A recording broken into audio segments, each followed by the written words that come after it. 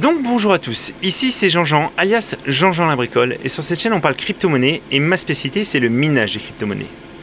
Donc justement, aujourd'hui dans le sujet du jour, je voulais voir avec vous les améliorations du minage qu'il y a eu sur le projet Flux.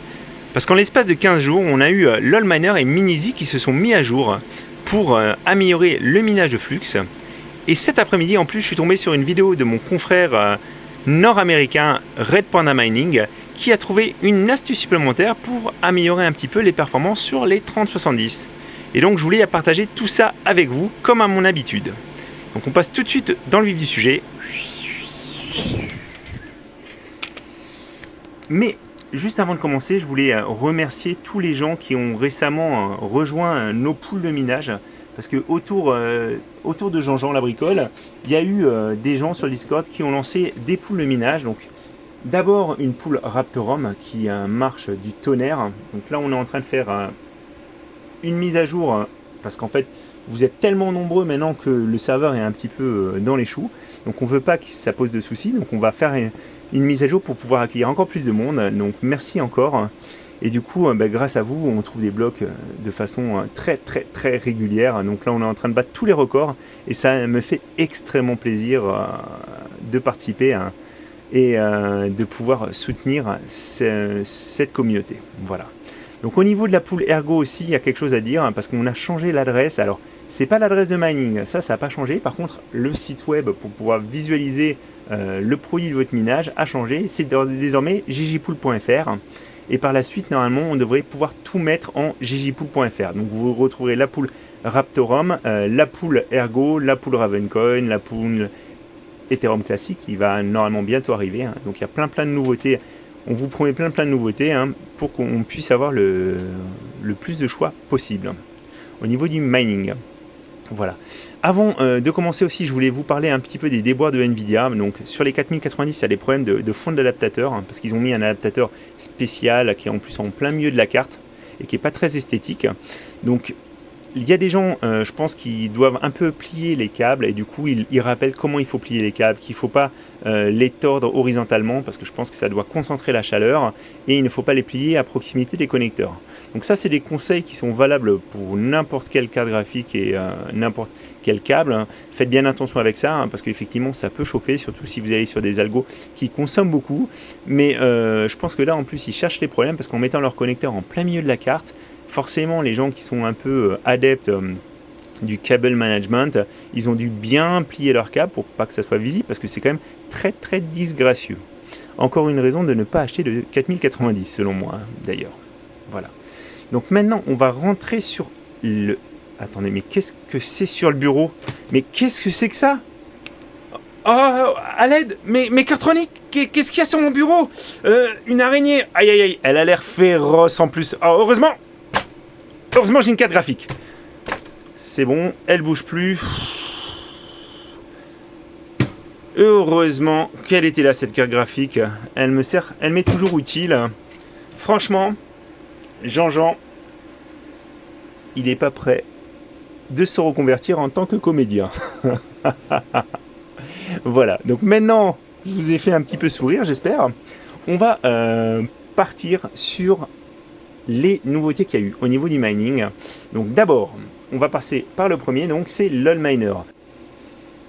Alors, le premier qui a lancé les améliorations, c'est LolMiner, parce qu'en fait, le minage de flux, il y avait Minizy qui était en haut du tableau, et puis derrière, il y avait les autres mineurs qui étaient moins efficaces. Donc LolMiner nous a sorti, il y a 21 jours, la version 1.60. Et vous voyez, il y a écrit « Slightly improved performance on Flux for NVIDIA Turing and Ampere and AMD RX 5000 based GPU ». Voilà. Donc ça, c'était une très bonne nouvelle. Donc entre temps, ils ont fait un nouveau changelog. Lolidib vraiment a fait du très bon boulot. Donc vous étiez quelques-uns à me dire, c'est marrant parce qu'en fait, ça fluctue un peu plus que sur Minizy. Je pense qu'après, c'est un système d'affichage parce que Minizy doit rafraîchir ou faire une moyenne de l'affichage différente de LolMiner tout simplement. Mais effectivement, LolMiner était devenu plus fort que Minizy. Et la réponse du berger à la bergère, c'est il y a 5 jours.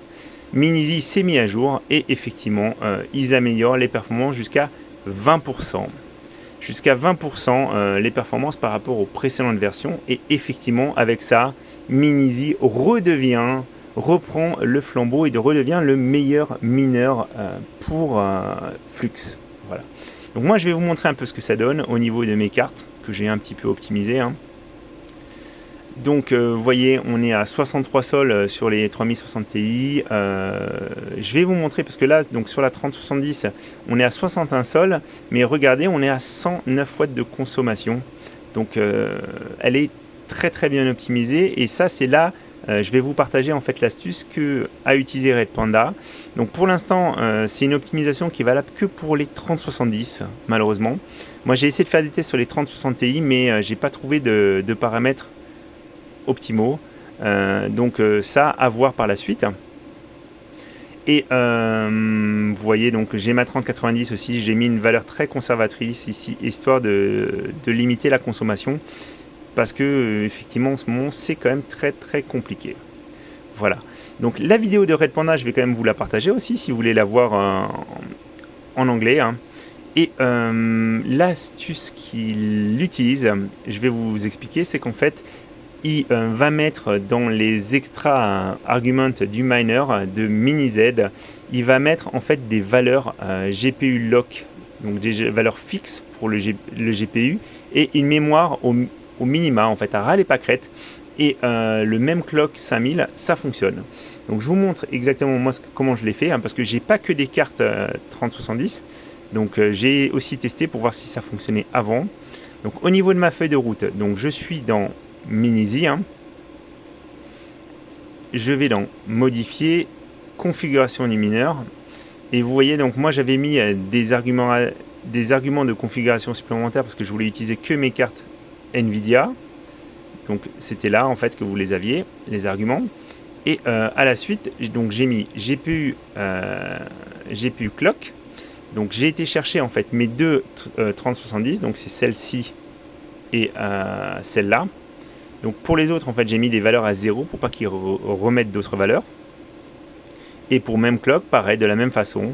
Donc la deuxième carte et l'avant-dernière, tout simplement. Et j'ai fait appliquer les changements. Donc il faut faire ça, mais il y a autre chose à faire. Il faut aussi, ici, aller mettre le core clock à 190 ou 200, on peut le mettre. La fréquence de la mémoire, il faut la mettre à 0 et il faut enlever le power limit. Il faut enlever la limite d'alimentation. Tout ça pour essayer de faire baisser la consommation. Donc normalement, si vous faites ça, vous pouvez voir que mes cartes en fait sont vraiment assez optimisées. Donc je vais vous montrer ce que ça donne au niveau du mineur lui-même. Donc je vais en profiter aussi pour vous rappeler comment vous faites si vous ne savez pas faire. Parce que vous pouvez faire le calcul de combien ça consomme par rapport au nombre de sols. J'avais commencé à le faire sous Excel, mais c'est pas forcément très parlant. Alors attendez, pardon, mon Excel, il est là. Voilà, j'avais commencé à faire ça, mais c'est pas très parlant, donc moi je préfère le visualiser directement dans le mineur. Donc pour ça, vous allez en haut, vous faites accès distant, shell in a box. Donc là, comme je suis sur mon PC, je peux le faire. Donc vous mettez le login, c'est user, et le mot de passe, c'est 1. Donc ça, c'est par défaut. Voilà. Donc ça vous amène sur la fiche, en fait, un petit peu de Hive, comme si vous avez connecté un écran. Et là, vous pouvez taper miner pour avoir accès au mineur. Donc il y en a deux. Donc ça, c'est j'ai Minizy et j'ai LOL miner parce que je mine de l'ergo. Je ne vous l'ai pas dit, mais je mine de l'ergo avec mes cartes AMD. Donc vous faites CTRL A1 pour passer sur le premier et CTRL A2 pour passer sur le deuxième, tout simplement. Et vous voyez, donc vous avez les différentes cartes et sur la ligne finale, en fait, vous avez le ratio sol par watt consommé. Donc forcément, plus ce ratio est élevé, plus la carte est efficiente. Et vous voyez, les 3070 avec l'optimisation de Red Panda, donc on est à environ 109 watts pour 61 sols. Et du coup, ces cartes-là sont plus efficientes que les 3060 Ti, qui se débrouillent pas si mal que ça. Ma 3080 Ti, elle est un petit peu dans les choux, c'est la moins efficiente. Et ma 3090 est en bas, alors oui, elle est un peu moins efficiente, mais encore une fois, je suis pas encore très familier du minage de Flux. Et puis je pense que Pasté va aller jeter un coup d'œil à mon rig très prochainement pour essayer d'optimiser encore un peu ça. Voilà, mais je trouve que l'astuce de Red Panda, elle est très bien. Alors, pour ceux qui me poseront la question, pourquoi est-ce que je ne mets pas le core lock ici, 1410, comme je vous ai montré? Tout simplement, alors, ça fonctionne pas, ça respecte pas ça. Donc, il faut vraiment le mettre dans les paramètres supplémentaires du mineur. En tout cas, pour l'instant. Moi, j'ai pas d'explication sur pourquoi il faut le faire comme ça. Mais ça fonctionne et c'est déjà pas mal. Donc moi je vous invite à faire de même. Si vous avez des 3070, n'hésitez pas uniquement la dernière version de Minizy, mais bien aller mettre les paramètres supplémentaires. Je vous mettrai les liens de façon vers la vidéo de mon confrère Red Panda parce qu'il a bien expliqué ça aussi dans sa vidéo. Voilà. Bon, j'espère que vous avez appris des choses ce soir. Et puis je voulais vous rappeler aussi, il y a des places sur les notes Titan. Donc n'hésitez pas si vous voulez placer vos flux. C'est extrêmement bien. Moi, je suis extrêmement satisfait en fait de l'utilisation des notes Titan. Et c'est dommage de s'en priver. Moi, j'en ai placé. Vous voyez, j'ai à peu près maintenant 1000 flux. Et on peut en rajouter. Parce que c'est des nodes qui mettent en place au niveau, je pense, de chez eux, au niveau du projet Flux. Et du coup, quand ils n'en ont pas à rajouter de nouveau, il n'y a pas de place.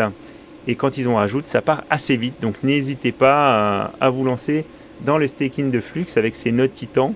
Moi, c'est quelque chose que j'attendais et franchement, j'ai pas été déçu. Je trouve que c'est un très très bon moyen de le faire parce qu'on reste propriétaire. Ça revient dans son wallet si le node est démonté. Il n'y a pas de souci par rapport à ça. Il n'y a pas vraiment d'intermédiaire et ça fonctionne du tonnerre. Voilà. Donc je vous dis à très bientôt les amis. C'était Jean-Jean.